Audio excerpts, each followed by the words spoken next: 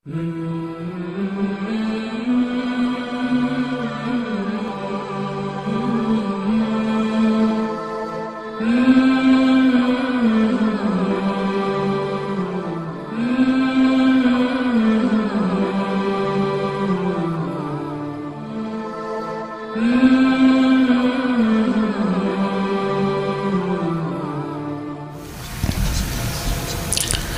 اللہ الرحمن الرحیم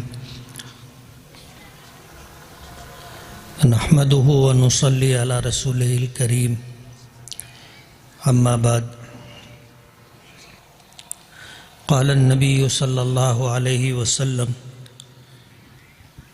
یقال لقارئ القرآن اقرأ وارتق ورتل كما كنت ترتل في الدنيا فإن منزلتك عند آخر آية تقرأها أو كما قال عليه الصلاة والسلام۔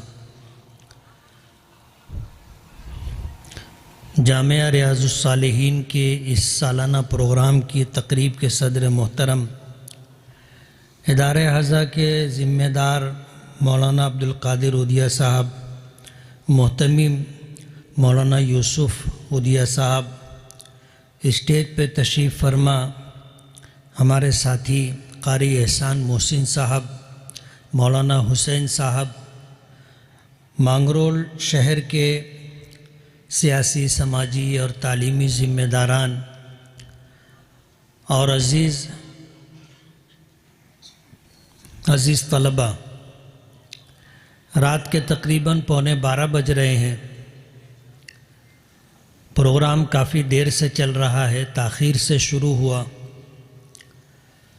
اللہ کا بہت بڑا کرم اور احسان ہے کہ اس جامعہ ریاض الصالحین سے 15 بچوں نے حفظ قرآن پاک کی تکمیل کی۔ یہ وہ بچے ہیں جو آدھا دن عصری تعلیم حاصل کرتے ہیں اور آدھے دن میں قرآن کریم کی حفظ کی تعلیم ہوتی۔ ان بچوں میں یہ 15 بچے ایسے ہیں کہ جنہوں نے قرآن پاک حفظ میں مکمل کیا۔ کسی ایک بچے کا حافظ ہو جانا بھی ادارے کے لیے نیک نامی کا باعث ہوتا ہے۔ چہ جائے کہ 15 بچوں نے اپنی عصری تعلیم کی مصروفیات کے ساتھ قرآن کریم حفظ کیا ہے۔ ذالک فضل اللہ یؤتیہ من یشاء، یہ اللہ کا فضل ہے جو اللہ نے اس ادارے کو عطا فرمایا ہے۔ قرآن کریم کی تعلیم اس امت کا امتیازی وصف ہے۔ دنیا میں جتنے مذاہب پائے جاتے ہیں اور ان مذاہب کے ماننے والے جتنے لوگ بھی روئے زمین پر ہیں، اولاً تو ان لوگوں کے پاس کوئی مکمل مذہب ہی نہیں، اور مذہب کے نام پر جو کچھ ان کے پاس ہے اس کے لیے ان کے پاس کوئی بنیاد نہیں۔ مذہب بھی کچھ لوگوں کا حصہ ہو کر کے رہ گیا ہے کہ یہ کچھ لوگ ہیں جو مذہبی ذمہ دار یا مذہبی ٹھیکیدار ہیں، باقی لوگ تو ایسے ہیں کہ انہیں مذہب کے تعلق سے محروم رکھا گیا کہ وہ نہ مذہب کے بات کر سکتے ہیں اور نہ مذہب کی بات ان کے کانوں میں جا سکتی، اور اگر اس کے خلاف ہوتا ہے تو وہ لوگ مجرم قرار دیے جاتے، جبکہ شریعت اسلامیہ کی یہ خاصیت ہے، خصوصیت ہے کہ ہمارے آقا جناب رسول اللہ صلی اللہ علیہ وسلم نے فرمایا طلب العلم فریضۃ علی کل مسلم، کہ علم کا حاصل کرنا، اور علم سے مراد علم دین کا حاصل کرنا، ہر مسلمان مرد و عورت پر فرض ہے۔ علماء نے اس کی جو تفصیل اور وضاحت کی ہے وہ یہ ہے کہ اتنا علم حاصل کرنا جس سے حلال اور حرام کی تمیز حاصل ہو جائے، اور آدمی اللہ تعالیٰ کی رضا اور ناراضگی معلوم کر سکے، اتنا علم حاصل کرنا ہر مسلمان پر ضروری ہے، چاہے وہ مرد ہو چاہے وہ عورت ہو۔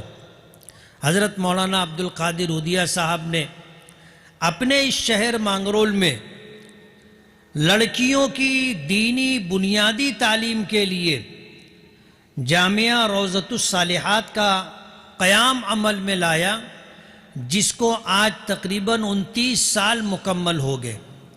ان 29 سالوں میں کتنی بچیاں عالمہ بن کر کے اس ادارے سے فارغ ہوئی ہوں گی؟ مجھے بتایا کہ تقریباً 15 سال سے جامعہ روضۃ الصالحات کے اندر عصری تعلیم کا بھی انتظام ہے 12ویں جماعت تک۔ قوم و ملت کی وہ بچیاں جو صرف اس وجہ سے دینی تعلیم سے محروم رہ جاتی ہیں کہ ان کے ماں باپ انہیں عصری تعلیم دلانا چاہتے، اور سرکاری اسکولوں میں عصری تعلیم کے ساتھ دینی تعلیم کا کوئی نظم نہیں ہوتا۔ اللہ جزائے خیر دے حضرت مولانا عبد القادر عودیہ صاحب کو کہ انہوں نے اس جذبے کے پیش نظر کہ مسلمانوں کی بچیاں نہ عصری تعلیم سے محروم رہیں اور نہ دینی تعلیم سے محروم رہیں، دونوں کا ایک حسین سنگم ہے کہ ہماری یہ بچیاں جو قوم و ملت کی امانت ہیں، ایک وقت میں وہ دین کا بنیادی علم حاصل کرتی ہیں اور برسوں کی محنت شاقہ کے بعد عالمہ بنتی، اور اسی طرح ان کے لیے 12ویں جماعت تک عصری تعلیم کا انتظام بھی۔ عالمہ بننا خاص طور پر بچیوں کے لیے علم دین کا حصول ایک خاندان میں دین کی بنیاد مضبوط کرنے کے مترادف ہے۔ ظاہر بات ہے اگر ماں دیندار ہو اور ماں اللہ اس کے رسول کی شریعت اور دین سے واقف ہو، اور پھر یہ ماں اگر اس بات کو طے کر لے کہ اپنے بچوں کو سچا پکا دیندار مسلمان بنانا ہے، تو ماں کی گود سے جو علم حاصل ہوتا ہے وہ ساری زندگی بچوں کے دل و دماغ میں محفوظ رہتا ہے۔ اسی لیے کسی کہنے والے نے کہا ہے کہ مرد پڑھا تو فرد پڑھا، عورت پڑھی تو خاندان پڑھا۔ ایک عورت اگر دیندار بنتی ہے تو ایک خاندان کے دیندار بننے کا سبب بنتی ہے۔ اور عام طور پر ہوتا یہ ہے کہ جب دینی تعلیم کی طرف بچوں کو اور بچیوں کو لگایا جاتا ہے تو وہ عصری تعلیم سے محروم ہو جاتی ہیں، اور عصری درسگاہوں اور تعلیم گاہوں میں ان کے لیے دینی تعلیم کا کوئی نظم نہیں ہوتا۔ اس بات کو محسوس کرتے ہوئے حضرت مولانا عبد القادر عودیہ صاحب نے جامعہ روضۃ الصالحات کا قیام عمل میں لایا۔ آج دوپہر کی تقریب میں ختم بخاری شریف کا پروگرام تھا، اور اس مجلس کے اندر میں نے کچھ باتیں عرض کی تھی، اور یہ شام کا پروگرام مدرسہ ریاض الصالحین 15 بچے حافظ قرآن بنے۔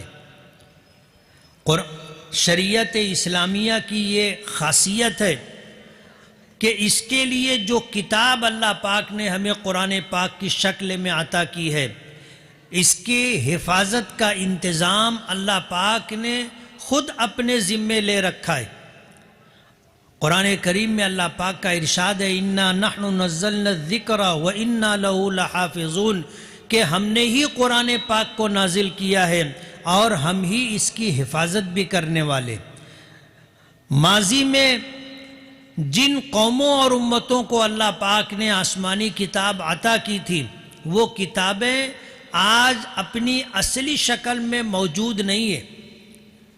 ان کے ماننے والوں نے اپنی اس آسمانی کتاب اور صحیفے کی حفاظت کا انتظام نہیں کیا، اس معاملے میں ان سے کوتاہیاں ہوئی۔ آج توریت کہو، انجیل کہو، زبور کہو، اپنی اصلی شکل میں موجود نہیں ہے۔ جو انجیل اور توریت آج دنیا میں پائی جاتی ہیں، الگ الگ علاقوں میں الگ الگ شکل میں موجود ہے۔ جبکہ قرآن کریم جس کی حفاظت کی ذمہ داری اللہ پاک نے لی، اس قرآن کا معجزہ یہ ہے کہ پوری دنیا میں جہاں کہیں آپ قرآن کریم کو دیکھو گے وہ قرآن کریم دوسرے علاقوں میں پائے جانے والے قرآن کریم کی من و عن نقل ہوگا، زیر زبر کا بھی آپ کو فرق نہیں ملے گا۔ پورا قرآن پاک از اول تا آخر محفوظ ہے۔ اللہ نے اس کی حفاظت کی ذمہ داری لی تو ہمارے بچوں کے لیے، ہمارے بڑوں کے لیے قرآن کریم کے حفظ کو آسان کر دیا۔ اتنی عظیم اور اتنی ضخیم کتاب، ہمارے چھوٹے چھوٹے بچے جنہیں عربی زبان کا ایک لفظ بھی نہیں سمجھتا، ان کی زبان کوئی اور زبان ہے، عربی زبان مستقل ایک زبان ہے، اور اس کے معنی و مفاہیم سے ہمارے یہ بچے ناواقف ہیں۔ ایسی اجنبی زبان کو مکمل یاد کر لینا قرآن کریم کا یہ اعجاز ہے، اور اللہ پاک کی طرف سے اس کو آسان کر دیا گیا ہے۔ ہمارے یہ بچے جس زبان کو سمجھتے بھی نہیں ہیں اس زبان میں قرآن کریم ہے، اسے از اول تا آخر یاد کر لیتے۔ میرا مالیگاؤں سے تعلق ہے، اور الحمدللہ مالیگاؤں کے اندر مدارس بھی ایک بڑی تعداد میں ہے، مکاتب قرآنیہ بھی ایک بڑی تعداد میں ہے۔ ابھی آنے سے چند دن پہلے وہاں پر ہم نے مکاتب قرآنیہ اور مدارس دینیہ سے حفظ کرنے والے بچوں کو جمع کیا تھا۔ یہ بچے جو مدرسے میں حفظ کرتے ہیں اور اسی طرح مکتب میں کہ ایک وقت وہ اسکول جاتے ہیں اور ایک وقت وہ مکتب میں آ کر کے قرآن کریم حفظ کرتے ہیں، ان بچوں کی تعداد 359 تھی۔ 359 بچے ایک سال میں مالیگاؤں میں مدرسے اور مکتب سے پڑھ کر کے حافظ قرآن بنے۔ یہ تعداد بچوں کی ہے، جبکہ ہمارے یہاں مالیگاؤں میں لڑکیوں کی بھی درسگاہیں ہیں، ان کے لیے بھی مکتب ہیں، اور تقریباً 250 بچیوں نے قرآن پاک حفظ کیا۔ اور آپ کو یہ بتاتا چلوں کہ جو 359 بچے حافظ ہوئے، ان میں 17 بچے ایسے تھے جنہوں نے ایک نشست میں پورا قرآن پاک اپنے استاذ کو سنایا۔ صبح کے وقت صبح 5 بجے سے انہوں نے قرآن کریم سنانا شروع کیا تھا، اور شام کو 7 بجے، 7:30 بجے، 8 بجے تک انہوں نے قرآن کریم مکمل کیا۔ کئی بچے ایسے ہیں جنہوں نے پورا قرآن پاک سنایا، اور ایک جگہ بھی انہیں لقمہ نہیں لگا، ایک جگہ بھی وہ بھولے نہیں۔ آج ہمارے درمیان یہ 15 بچے حافظ بیٹھے ہیں، سامنے بھی کچھ حافظ ہوں گے، اسٹیج پر بیٹھنے والوں میں بھی کچھ لوگ حافظ ہوں گے۔ یہ معمولی بات نہیں ہے کہ اتنی ضخیم کتاب قرآن کریم اس طرح زبانی یاد ہو کہ ایک نشست میں پورا قرآن پاک سنا لیا جائے۔ ہمارے یہاں الحمدللہ مالیگاؤں میں اس بات کا اہتمام ہے کہ سال جب قرآن کریم مکمل ہوتا ہے تو کتنے مکاتب ایسے ہیں کہ وہاں کے بچے پورا قرآن پاک سناتے ہیں۔ ترتیب انہوں نے جو بنائی ہے کہ ایک پارہ مکمل ہونے کے بعد دوسرا پارہ اس وقت شروع کیا جائے گا جب پہلا پارہ وہ مکمل سنا لے، 5 پارہ مکمل ہونے کے بعد چھٹا پارہ اس وقت شروع کیا جائے گا جب وہ مکمل 5 پارے سنا لے، 11واں پارہ اس وقت شروع کیا جائے گا جب 10 پارے مکمل سنا لے۔ اس طرح شروع سے ہی ان کو پورا قرآن پاک یاد رہے، ایسا اہتمام کیا جاتا ہے۔ الحمدللہ ہمارے یہاں بچیوں کی جو حفظ قرآن کریم کی کلاس ہے، 250 بچیوں حافظ قرآن ہوئی، اور ان میں 2500 بچیاں ایسی تھیں جنہوں نے از اول تا آخر پورا قرآن پاک ایک نشست میں سنایا۔ حیرت کی بات ہے کہ بچیاں بچوں سے سبقت لے گئی۔ 359 بچوں میں سے 17 بچوں نے پورا قرآن پاک ایک نشست میں سنایا، لیکن 250 بچیوں میں 25 بچیاں ایسی تھیں جنہوں نے ایک نشست میں پورا قرآن پاک سنایا۔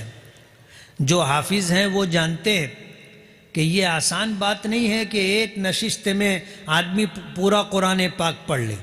میں آپ کو یہ سمجھانا اور بتانا چاہتا ہوں کہ آپ اگر حافظ نہیں ہیں تو بھی آپ کے لیے یہ آسان نہیں ہے کہ آپ از اول تا آخر یعنی صبح سے لے کر کے شام تک ایک نشست میں پورا قرآن پاک پڑھ لیں۔ آسان نہیں ہے، دیکھ کر پڑھنا بھی آسان نہیں ہے، چہ جائے کہ پورا قرآن پاک زبانی اپنی یادداشت کے بھروسے پر اللہ پر توکل کرتے ہوئے سنا لینا۔ اللہ پاک نے قرآن کریم کی حفاظت کی ذمہ داری لی، اس کے لیے اسباب بنا دیے، اور جو بچے حافظ قرآن بنتے ہیں سب سے پہلی بات تو یہ ہے کہ یہ نبی کریم صلی اللہ علیہ وسلم اور صحابہ کرام کی سنت پر عمل کر رہے ہیں۔ علماء کرام موجود ہیں، ان کی موجودگی میں یہ بات میں حوصلے کے ساتھ کہنا چاہتا ہوں کہ آج جو قرآن پاک ہمارے پاس بین الدفتین موجود ہے، نبی کریم صلی اللہ علیہ وسلم کے زمانے میں ایسا قرآن کریم نہیں تھا کہ وہ یکجا ہو اور 2 دفتیوں کے درمیان پورا قرآن پاک ہو۔ نبی کریم صلی اللہ علیہ وسلم قرآن کریم کی تلاوت کرتے تھے تو زبانی تلاوت کیا کرتے تھے، قرآن پاک لکھا ہوا موجود نہیں تھا۔ صحابہ کرام کے پاس لکھا ہوا قرآن پاک موجود نہیں تھا۔ قرآن کریم کی آیات نازل ہوتی تھی، اسے سنتے تھے، اسے یاد کر لیا کرتے تھے اور زبانی اس کی تلاوت کرتے رہتے تھے۔ حضور پاک صلی اللہ علیہ وسلم قرآن کریم کے سب سے پہلے حافظ تھے۔ حضرت جبرائیل قرآن کریم کی آیات لے کر کے نازل ہوتے، نبی کریم صلی اللہ علیہ وسلم اسے سنتے، یاد کرنے کی کوشش کرتے۔ سورہ قیامہ میں تذکرہ ہے کہ حضرت جبرائیل کے پڑھنے کے ساتھ ساتھ حضور پاک صلی اللہ علیہ وسلم خود بھی پڑھا کرتے تھے، اور اس میں آپ کو مشقت ہوتی تھی، اور آپ کی نیت اور جذبہ یہ تھا کہ جبرائیل جو آیات لے کر کے آئے ہیں اسے میں یاد کر لوں، کوئی لفظ کوئی حرف چھوٹنے نہ پائے، لیکن مشقت ہوتی تھی۔ اللہ پاک نے قرآن کریم میں حکم نازل کیا، لا تحرک به لسانک لتعجل به ان علینا جمعہ وقرآنہ، کہ اے پیغمبر، اے میرے محبوب، آپ جبرائیل کے پڑھنے کے ساتھ ساتھ اپنی زبان کو حرکت نہ دیں، پڑھنے کی کوشش نہ کریں۔ ان علینا جمعہ وقرآنہ، یہ ہماری ذمہ داری ہے کہ ہم قرآن کریم آپ کے سینے میں جمع کر دیں گے، محفوظ کر دیں گے، اور پھر بعد میں آپ سے پڑھوا لیں گے۔ حضور پاک صلی اللہ علیہ وسلم قرآن کریم کی آیات کو سنتے تھے، اور اللہ پاک کا وعدہ تھا آپ کو وہ آیات یاد ہو جایا کرتی تھی۔ خواتین میں قرآن کریم کی سب سے پہلی حافظہ حضرت عائشہ صدیقہ رضی اللہ تعالی عنہ۔ تو حضور کے زمانے میں لوگوں کا معمول زبانی قرآن پاک پڑھنے کا تھا۔ اس وقت آج ہمارے پاس جس طرح چھپا ہوا لکھا ہوا یکجا 2 دفتیوں کے درمیان قرآن کریم ہے، حضور کے زمانے میں نہیں تھا۔ اور حضور کے دنیا سے چلے جانے کے بعد جب جنگ یمامہ ہوئی، مسیلمہ کذاب جس نے نبوت کا دعویٰ کیا تھا، اس سے جب مقابلہ ہوا، اس جنگ میں حفاظ کرام کی ایک بڑی تعداد شہید ہو گئی، اور ان حفاظ کرام کی شہادت کے بعد حضرت عمر فاروق رضی اللہ تعالی عنہ نے نبی کریم صلی اللہ علیہ وسلم سے اس بات، حضرت ابو بکر صدیق رضی اللہ تعالی عنہ سے اس بات کا تذکرہ کیا کہ اگر اسی طرح کچھ جنگیں اور ہو گئیں اور حفاظ کرام شہید ہو گئے جیسے ابھی شہید ہوئے ہیں تو قرآن کریم ضائع ہو جائے گا، اس لیے قرآن کریم کی حفاظت کی فکر کیجیے۔ حضرت ابو بکر سے یہ گزارش کی کہ آپ قرآن کریم کو یکجا کریں، قرآن کریم کو اکٹھا کریں۔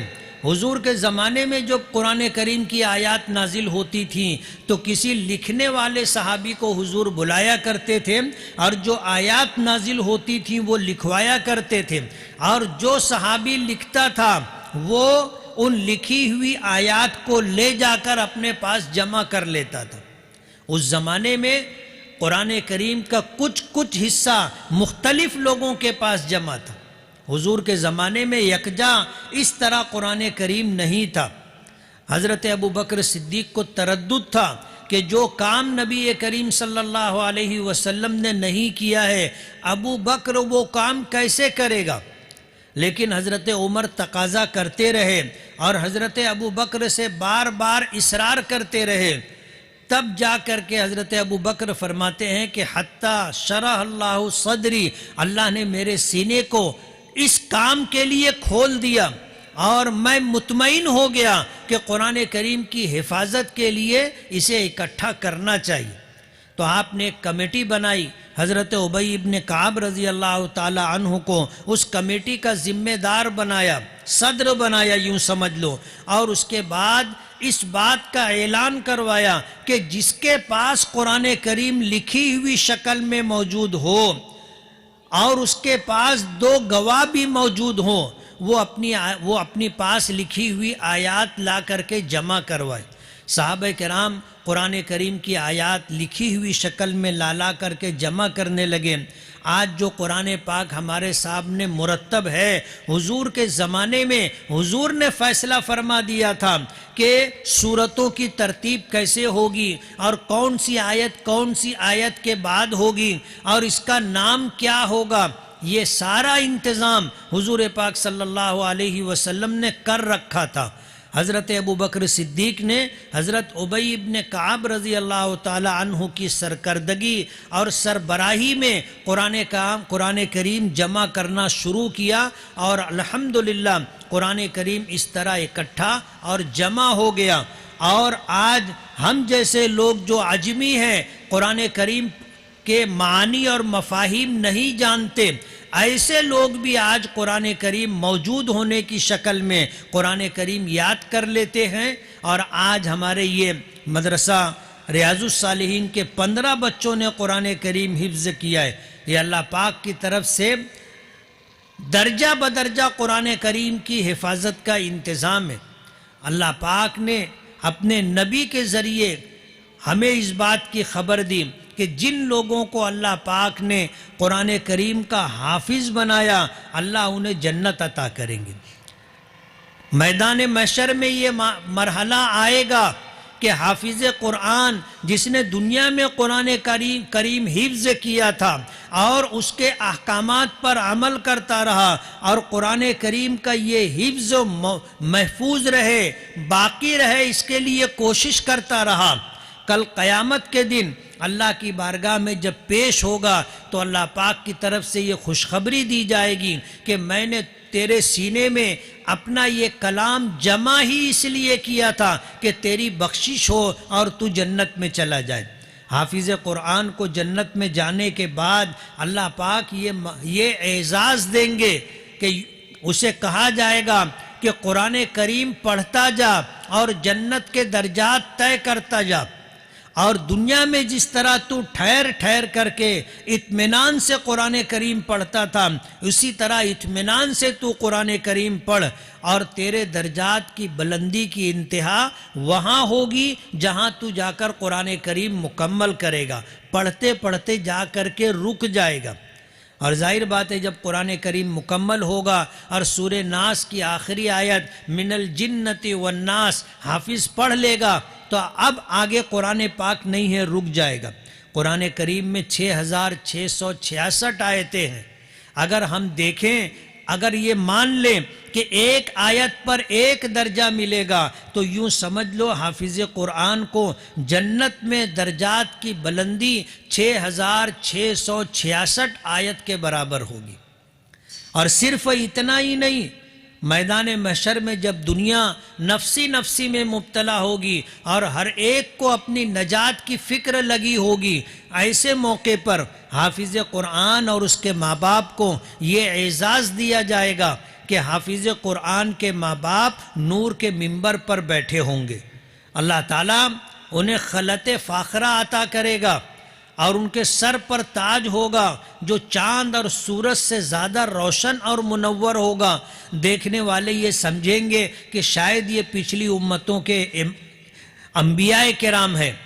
حضور پاک صلی اللہ علیہ وسلم نے فرمایا کہ یہ پچھلی امتوں کے نبی نہیں بلکہ امت محمدیہ علیہ السلام کے یہ امتی ہیں اور حافظ قرآن کے ماں باپ ہیں۔ یہ ماں باپ کو اعزاز اللہ دیں گے اس لیے کہ وہ اس حافظ بچے کے ماں باپ ہیں، اور حافظ بچے کو اللہ یہ مقام دے گا کہ وہ اپنے خاندان کے 10 ایسے افراد جو جہنم میں جانے کے مستحق ہوں گے اپنی بدعمالیوں کی وجہ سے، حافظ قرآن کی سفارش پر اللہ پاک اسے جنت عطا کریں گے۔ اپنے خاندان اور اپنے معاونین اور اپنے ہمدرد اور خیرخواہوں میں سے حافظ قرآن جن 10 لوگوں کو اپنے ساتھ جنت میں لے جانا چاہے اللہ اسے حق دیں گے، وہ لے کے جا سکے گا۔ اور یہ معمولی بات نہیں ہے۔ میدان محشر میں جب لوگ نفسی نفسی میں مبتلا ہوں گے اور کوئی کسی کا پرسان حال نہیں ہوگا، جس سے دنیا میں تعلقات جان پہچان ہوگی، میدان محشر میں لوگ ان سے دور بھاگیں گے۔ قرآن کریم میں اللہ پاک نے میدان محشر کی وحشت ناک ماحول کا تذکرہ کرتے ہوئے فرمایا کہ یوم یفر المرء من اخیہ وامہ وابیہ وصاحبتہ وبنیہ لکل امرئ منہم یومئذ شأن یغنیہ، کہ وہ دن ایسا دن ہوگا کہ بھائی بھائی سے بھاگے گا، بھائی بھائی کو دیکھ کر کے بھاگے گا، دوری اختیار کرے گا، بیوی اپنے شوہر سے، شوہر بیوی سے، ماں باپ اپنی اولاد سے، اولاد اپنے ماں باپ سے۔ اس طرح لوگ ایک دوسرے سے، جان پہچان والوں سے دوری اختیار کریں گے کہ کہیں کوئی نیکی نہ مانگ لے۔ ایسے ماحول میں حافظ قرآن 10 لوگوں کو جنت میں لے کر کے جائے گا۔ آج وہ لوگ جو مدارس دینیہ کا تعاون کرتے ہیں اور جن کے تعاون کی بدولت یہ بچے حافظ قرآن بنے ہیں، ظاہر بات ہے کہ آپ کا تعاون تھا، آپ نے ادارے کے خرچ کو برداشت کیا اور یہ بچے حافظ قرآن بنے۔ اگر آپ کا تعاون نہیں ہوتا اور ان بچوں کے لیے یکسوئی کے ساتھ علم حاصل کرنے کا موقع نہیں ملتا تو شاید یہ حافظ قرآن نہیں بنتے۔ لیکن کل قیامت کے دن جب حافظ بننے کی وجہ سے اللہ تعالیٰ ان کو بلند ترین مقام عطا کرے گا تو یہ لوگ ان ہمدردوں کو، اپنے ماں باپ کو ڈھونڈیں گے، بھاگیں گے نہیں، ڈھونڈیں گے جن کی وجہ سے ہم حافظ قرآن بنے، اور پھر یہ لوگ ایسے لوگوں کو اپنے ساتھ جنت میں لے کر کے جائیں گے۔ یہ معمولی اعزاز نہیں ہے، اور ان بچوں کے حافظ بننے میں آپ کا تعاون آپ کی نجات کا ذریعہ اور سبب ہے۔ میں تو مدارس دینیہ کے پروگرام میں یہ کہا کرتا ہوں کہ آپ خود حافظ بنیے تاکہ کسی کی محتاجگی نہ رہے۔ آپ حافظ بنیے، قرآن کریم کی حفاظت کیجئے، قرآن کریم کی تلاوت کرتے رہیے، اس کے حکموں پر عمل کرتے رہیے، انشاءاللہ یہ قرآن کریم کی نعمت آپ کو جنت میں لے کر کے جائے گی۔ اور اگر آپ خود حافظ نہیں بن سکے تو اپنے بچوں کو حافظ بنائیے، بچوں کے بچوں کو حافظ بنائیے، اور اگر یہ بھی نہیں ہو سکا تو پھر کسی غریب کے بچے کو آپ حافظ قرآن بنا دیجئے، اس کے حفظ قرآن پاک کا مکمل خرچ برداشت کیجئے۔ غالباً کتنے دنوں میں حفظ کیا تم نے؟ کتنے سال لگے؟ 3 سال۔ 1 سال میں 10 پارہ حفظ ہوا، 1 سال میں 10 پارہ۔ 3 سال تک ایک بچے کا آپ مکمل خرچہ اٹھائیے، مدرسے میں رہتا ہے، مدرسے میں پڑھتا ہے، مدرسے میں کھاتا ہے، اس کے کھانے کا، اس کے کپڑے کا، اور اسی طرح اس کے دیگر اخراجات کا آپ تحمل کیجئے، وہ خرچہ آپ برداشت کیجئے کہ مدرسے میں کھانے کا خرچہ ماہانہ خوراکی فیس کیا ہے؟ 2000 روپیہ ماہانہ خوراکی فیس ہے، 1 سال کے 24,000 روپے کھانے کا خرچہ، 3 سال کے 72,000 روپے کھانے کا خرچہ ہوگا۔ یہ 3 سال میں آپ کو 72,000 روپیہ خوراکی فیس دینی ہے۔ سال کے آپ 4 جوڑے 5 جوڑے کپڑے بنا دے، 2,000 روپے میں آرام سے ایک اچھا جوڑا بن جاتا ہے۔ 10,000 روپیہ سالانہ، 30,000 روپیہ 3 سال کا خرچہ، دیگر اخراجات 50,000، 1.5 لاکھ روپیے کا خرچہ۔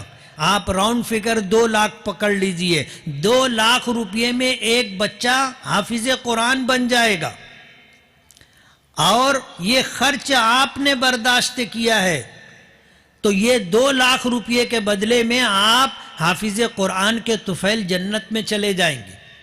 جنت کوئی معمولی جگہ نہیں ہے۔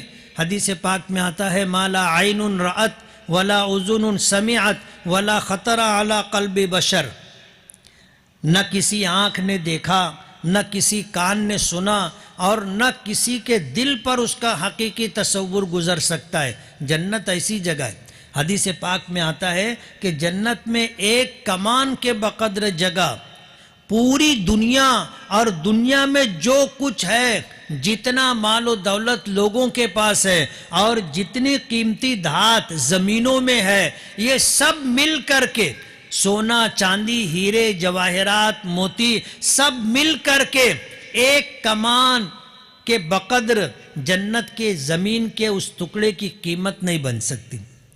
1.5-2 لاکھ میں آپ کو جنت مل رہی، اس سے آسان سودا اور کون سا ہوگا؟ آج تو آپ اگر بستی میں کوئی چھوٹا سا پلاٹ بھی خریدنے جائیں گے تو وہ بھی 2500 لاکھ روپے کا ملتا ہے۔ جنت آپ کو 1.5-2 لاکھ روپے میں مل رہی ہے، اور یہ صرف اس لیے کہ اللہ پاک نے قرآن کریم نازل کیا، اور قرآن کریم کے حفاظت کے لیے اللہ پاک نے قرآن کریم کو یاد کرنا آسان کر دیا ہے۔ آج یہ 15 بچے مدرسہ ریاض الصالحین میں حافظ قرآن بنے، اس ادارے کے معاونین اور اس ادارے کے ذمہ داران، ان کے اساتذہ کرام، ان بچوں کے ماں باپ مبارکباد کے مستحق ہیں۔ اللہ نے بہت بڑی دولت عطا کی ہے۔